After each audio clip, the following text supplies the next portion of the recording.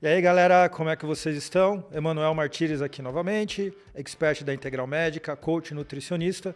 E hoje eu estou aqui novamente, eu trouxe Marcelo Cruz, treinador Olímpia. E aí um vai puxando o outro. Com certeza. Porque se fica só dois caras treinando em off, daqui a pouco fica aquele papinho treino fofo. Donaire, como vocês já sabem, campeão do Olímpia, campeão do Arnold Classic.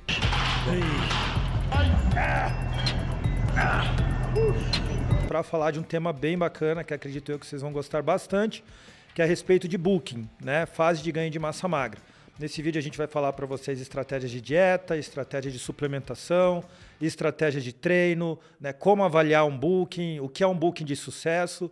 Então fiquem até o final aí que hoje o vídeo está repleto de informação de muita qualidade. Bom, pessoal, a primeira dica importante que eu vou dar para vocês seria, obviamente, o Whey Protein, né? A gente não pode ignorar a importância do Whey no nosso trabalho. Então, fica para vocês a dica aqui do Dark Whey, da Darkness, Whey de altíssima qualidade, sabor muito bom. E a gente sabe a importância da proteína numa fase de booking. É difícil você manter o consumo proteico, que é alto, e aí você soma com o volume energético, com o volume de carboidrato, etc. Dificulta bastante, então Whey, além de ter alto valor biológico, além de ter uma quebra fácil, uma digestibilidade boa, a gente consegue bater a quantidade de proteína necessária no nosso booking para facilitar a dieta, para facilitar a rotina. E, obviamente, eu não poderia deixar de falar também do Vascular, né, que particularmente é meu queridinho, da Darkness. Então, a gente tem a opção do Vascular com cafeína e sem cafeína. Um ótimo pré-treino, seja para melhorar o foco, rendimento, disposição no treino e a vascularização. A gente sabe que a vascularização é importante para a gente aumentar a irrigação sanguínea no músculo e direcionamento de nutriente para o músculo. Ou seja, a indicação desses dois suplementos são importantíssimos aí para você ter ótima qualidade, grande evolução, ótima performance no seu booking. Lembrando, os dois você pode encontrar e comprar no site da Darkness. Galera, desculpa atrapalhar mais uma vez. Última informação para vocês. Antes da gente continuar o vídeo, curtam, compartilhem e, obviamente, deixem seu comentário de um próximo tema que vocês queiram saber ou sobre tudo aquilo que a gente comentou, tendo dúvida, etc., que a gente pode olhar e, eventualmente, fazer um novo vídeo tirando as dúvidas de vocês. Vai!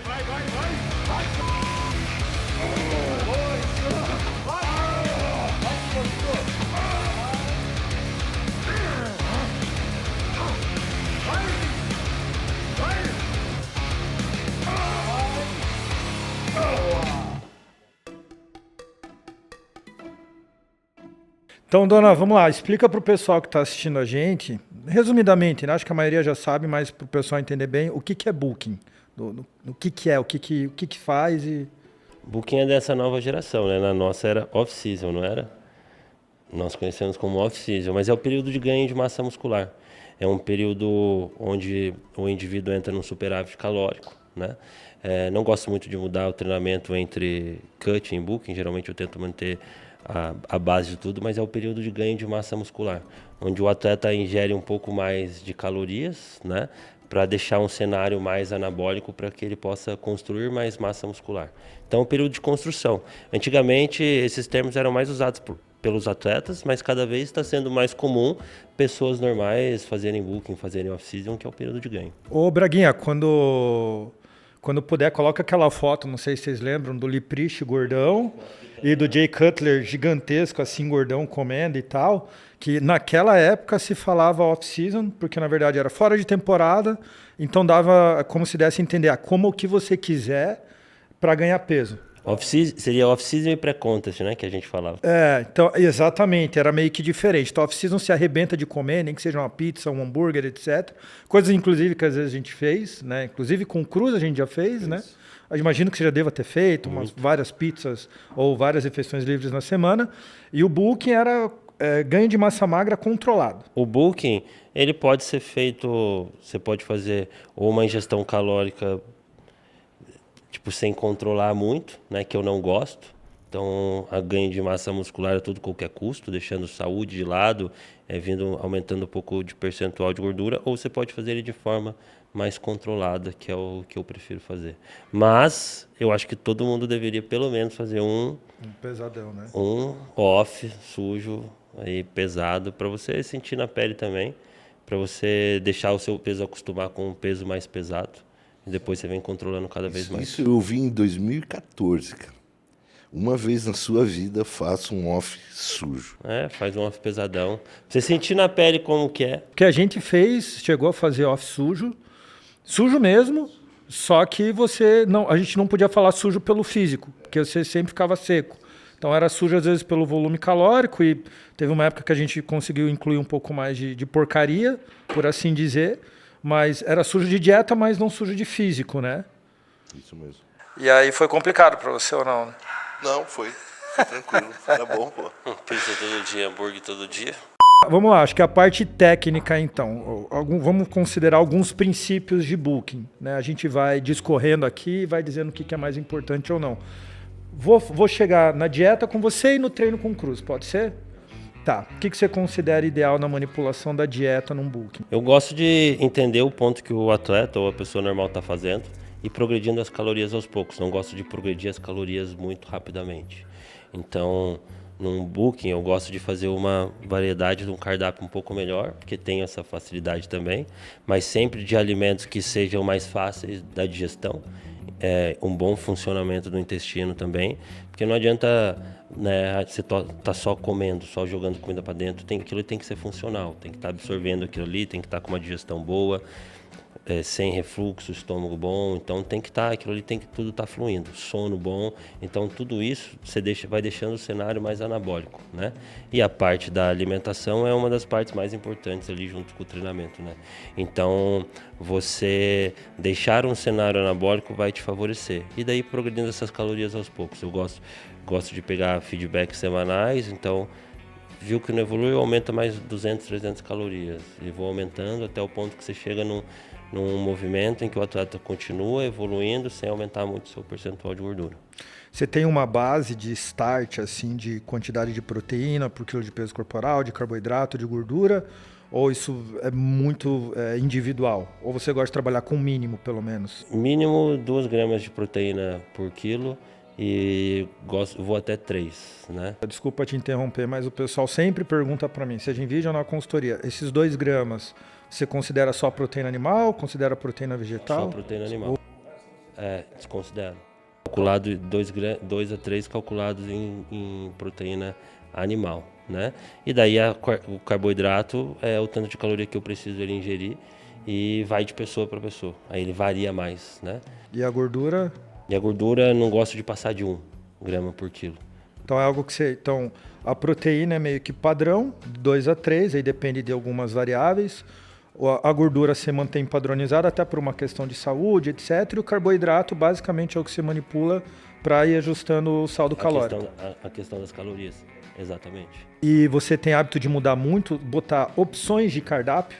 Por exemplo, né, tem muito nutricionista que faz, eu particularmente não gosto muito, mas colocar 4, 5 opções de cardápio por refeição. Não gosto muito. Acredito que essa quantidade de opções, principalmente num período de booking, facilita para o atleta errar, entende? Então, quando você deixa menos escolhas ali possível, fica mais fácil dele ele acertar. Posso colocar arroz ou batata, então uma troca ali, ou frango ou tilápia. Então, o problema é quando fazem receitinha, né?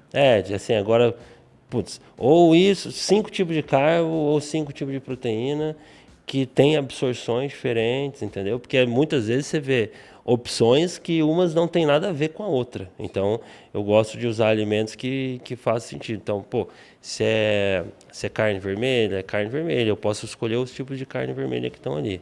Mas se é carne branca, é diferente da carne vermelha a absorção.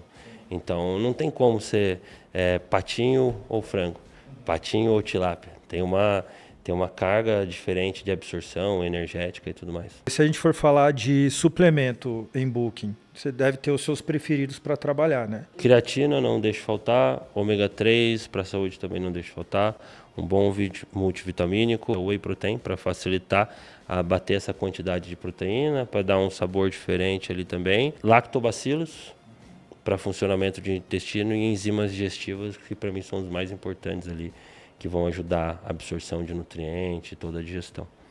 Lembrando, pessoal, que a maioria tem no site da Integral e da Darkness, né? Então, aproveitem para comprar lá. E os que não tiver no site da Integral e da Darkness, vai ter da Nutrify, que tem alguns componentes também diferentes para a saúde. Porque, antigamente, na nossa época, pouco se falava sobre digestão e essas coisas, então a gente comia. Só que daí quando você conversava com os atletas gringos, todos já tinham lactobacilos, enzimas digestivas. Porque se você não tem saúde gastrointestinal, não tem como ter absorção de nutrientes. Antes da gente ir para o treino, como o pessoal sempre gosta, 5 melhores alimentos para booking, etc. A gente falou os 5 suplementos, né? Tem 5 alimentos que você já começa a trabalhar, que você mais gosta? Eu gosto bastante de arroz. Arroz, farinha de arroz, bolacha de arroz, tem uma digestão muito fácil. Não costumo usar arroz integral, em quase nenhum caso, mas gosto do arroz jasmim e gosto do arroz branco. Então, são os 2 arrozes que eu mais costumo usar. Dependendo, se eu precisar de uma absorção um pouquinho mais lenta, eu modifico, mas geralmente não. Então, de fontes de carboidrato, arroz, bolacha de arroz, farinha de arroz facilita bastante. Aveia, geralmente uma refeição, para ter um pouquinho de fibra ali. Frutas, geralmente mamão, para funcionar o intestino. E banana, se eu precisar de uma fruta um pouquinho mais calórica, né? E fontes de proteína, carne vermelha, então geralmente eu coloco carne vermelha na maioria dos protocolos, a não ser que seja por uma questão financeira, o atleta não gostar muito. Tilápia, né, que é uma proteína que mas no off-season não funciona muito bem, daí eu tenho que colocar algum azeite, alguma coisa junto. Frango e salmão, então são as proteínas que eu mais uso, e ovo. Então eu falei aqui alguns tipos de carbo, alguns tipos de proteína. Alguma dicasinha especial de booking, algum conselhozinho que você acha legal passar para o pessoal? Então, não soube essas calorias de repente, né? Porque se você subir essas calorias de repente, talvez você breque a sua evolução e você traga desconforto e traga também retenção líquida e gordura para onde você não quer. Então, progrida isso aos poucos. Não esqueça da sua saúde gastrointestinal.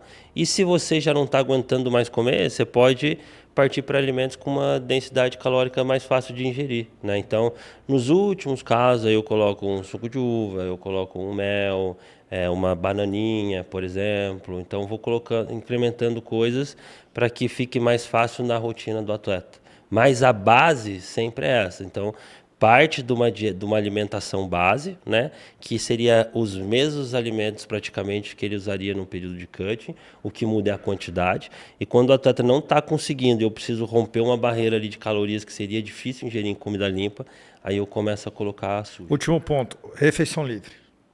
Você gosta de deixar bem livre, só vai analisando? Geralmente eu estipulo o que vai fazer nessa refeição livre.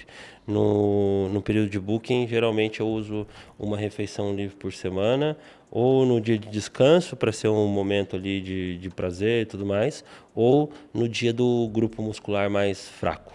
Então, se eu quiser aproveitar muito, e se for atleta, se for uma pessoa normal, eu coloco no dia de descanso para ter uma rotina, escolher o domingo e foi.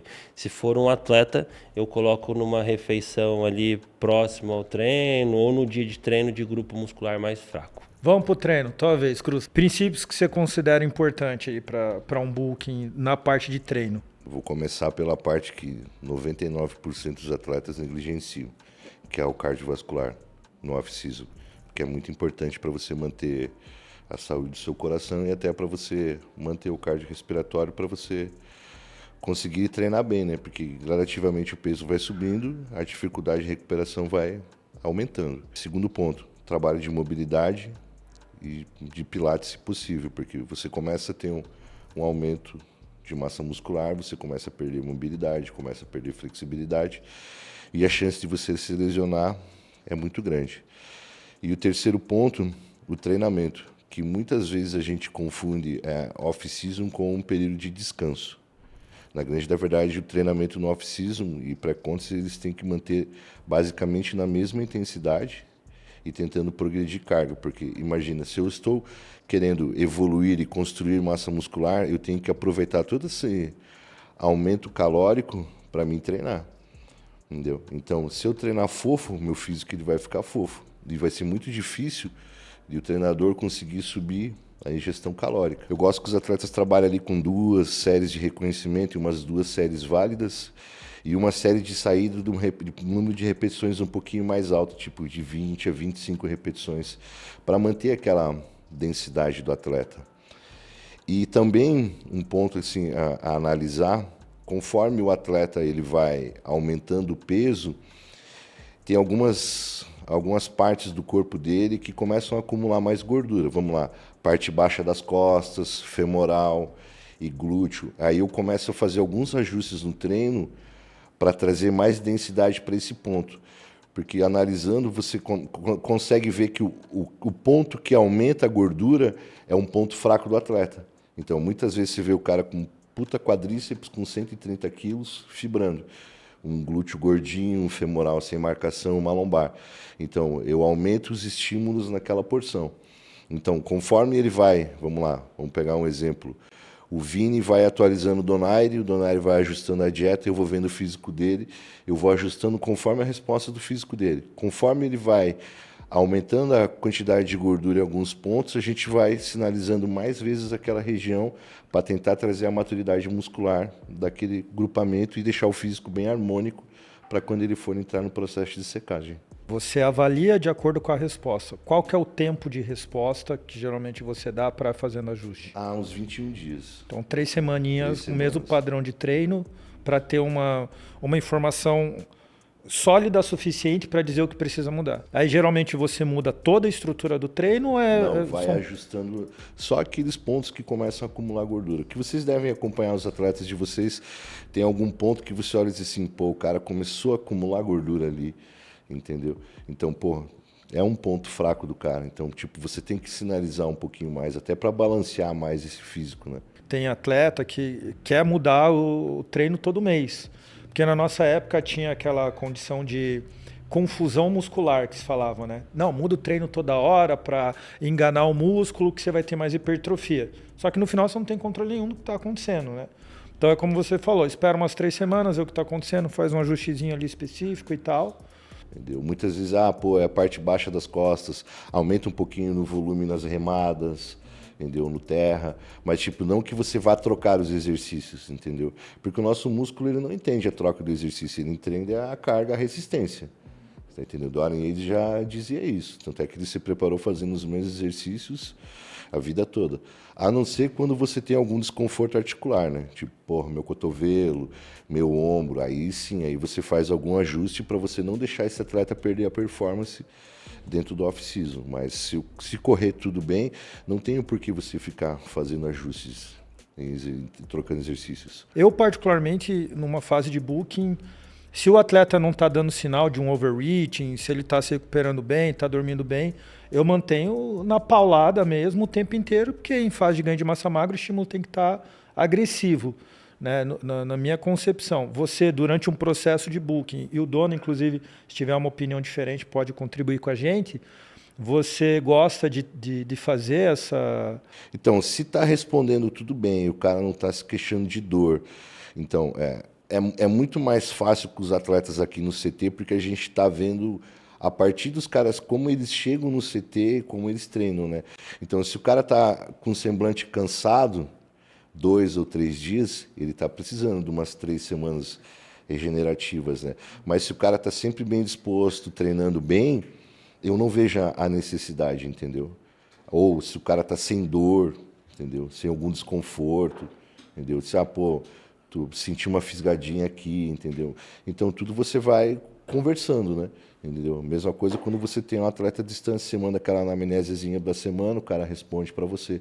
Só que é muito mais difícil a distância porque você só vê a foto do físico ou pós-treino ou em jejum, né? Você não vê como que tá o decorrer do dia do cara. Então, já teve muitos atletas aqui no CT que eu falei, pô, vamos baixar a intensidade uma semana. Pô, mas por quê?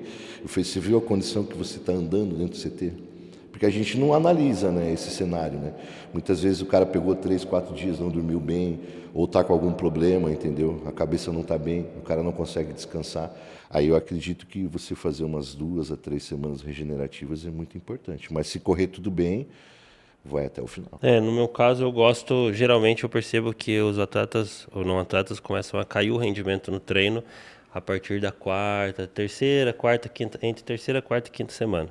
E a partir do momento que começa a cair o rendimento do treino, eu gosto de colocar uma quebra. Essa quebra ela pode vir na mudança de intensidade, como o Cruz falou, ela pode vir na mudança de volume.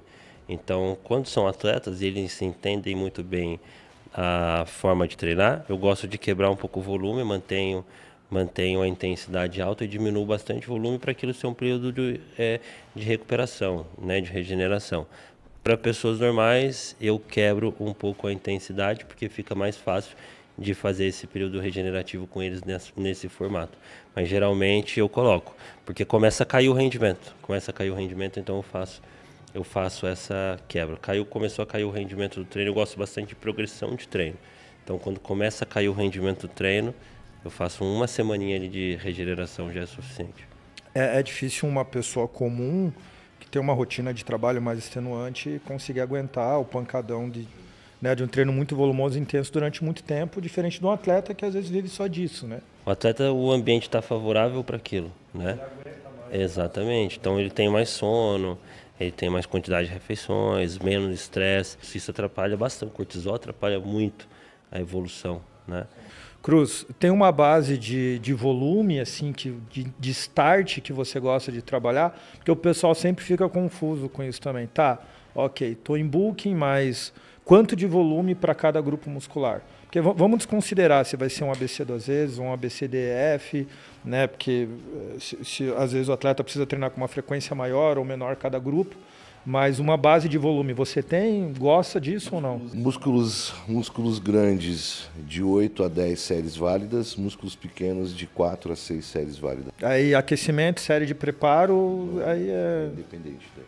Tá. Aí série de preparo, mantém sempre repetição de reserva, Isso. Bem tranquilo. Bem tranquilo.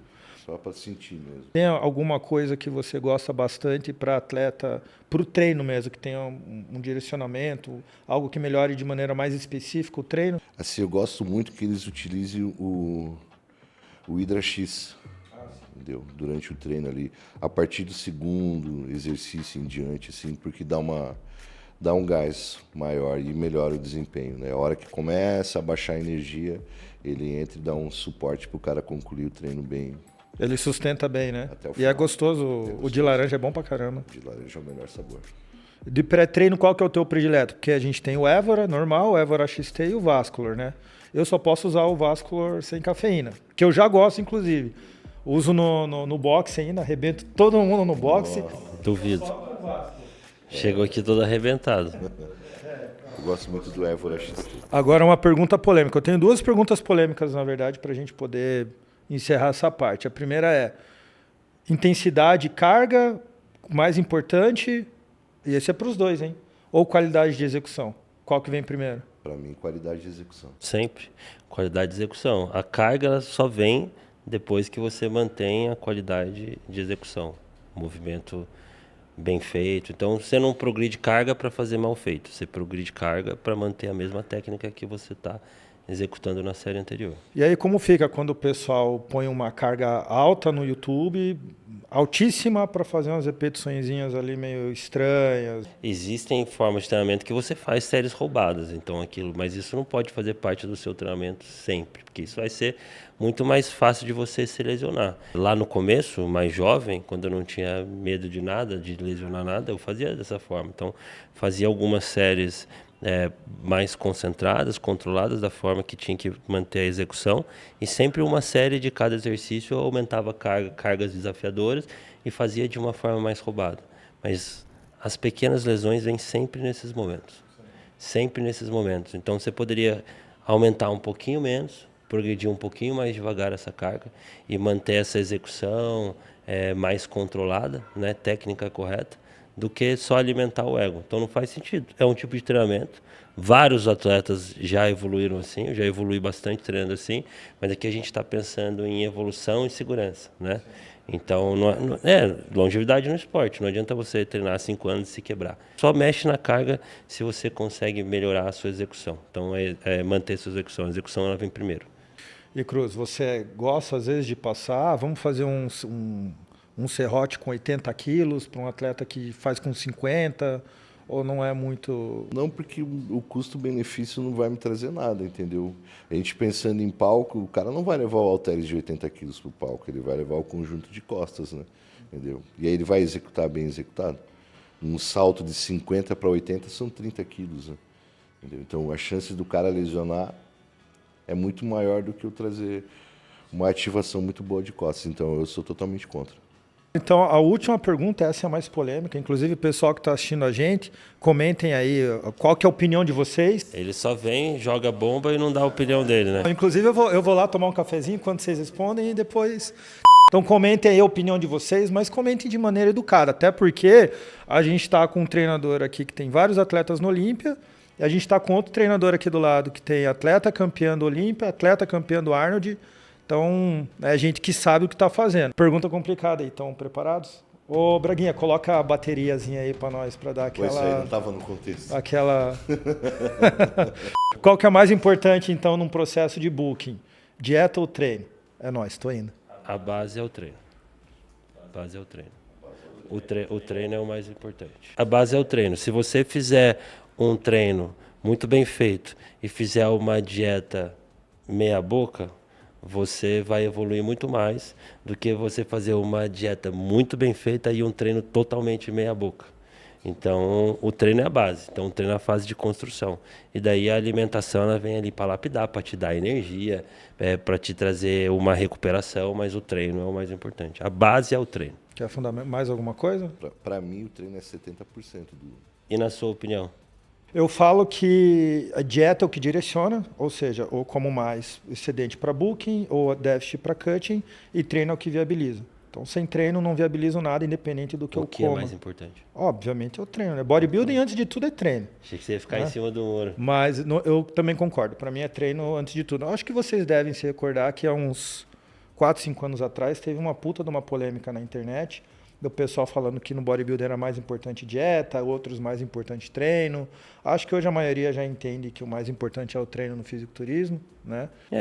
E se falando em bodybuilding, você não pode... 1% que te faça evoluir, você não pode deixar de lado. Você tem que usar todas as armas que você tem. Então, no bodybuilding, não tem você fazer 50% de dieta e fazer 100% do treino. É 100% o tempo todo. Para pessoas normais, cabe essa pergunta. Se eu treinar certinho toda semana e a minha alimentação não foi 100%, eu vou evoluir? Se você não é atleta, você vai evoluir. Entendeu? Agora, se você é um atleta, você não pode nem pensar em vacilar no seu treino, vacilar na sua dieta, vacilar na sua parte hormonal. Tanto que eu acredito da importância do treino, que o treino vai determinar quanto tempo esse cara vai fazer de off-season, não a dieta. Se é um cara que ele treina super bem, ele vai conseguir ficar 1 ano em off-season e cair no pré-contest comendo super bem, porque o treino dele está muito bom. Agora, um cara que tem um treino muito ruim, é muito difícil de você manter ele muito tempo, porque o cara é inevitável, ele vai começar a engordar. Mesmo se você comece a baixar calorias, ele vai começar a engordar. E quando a gente fala isso daí, a qualidade do treino e a técnica, né? Porque daí tem muito atleta que se lesiona por falta de direcionamento, de técnica e etc. Sem lesionado, não treina bem, não treinando bem, não evolui. A lesão ela vai vir por exagero de algo, né? Ou você deixou a técnica de lado, a amplitude de lado, ou você não exagerou no treino, exatamente, ou você não se atentou à recuperação. Então, agora, a gente tem que pensar em reduzir as chances de danos, né? Se você consegue manter uma técnica bem feita, uma periodização bem feita, um descanso e uma recuperação, muito provavelmente você vai ter uma carreira mais longa no esporte.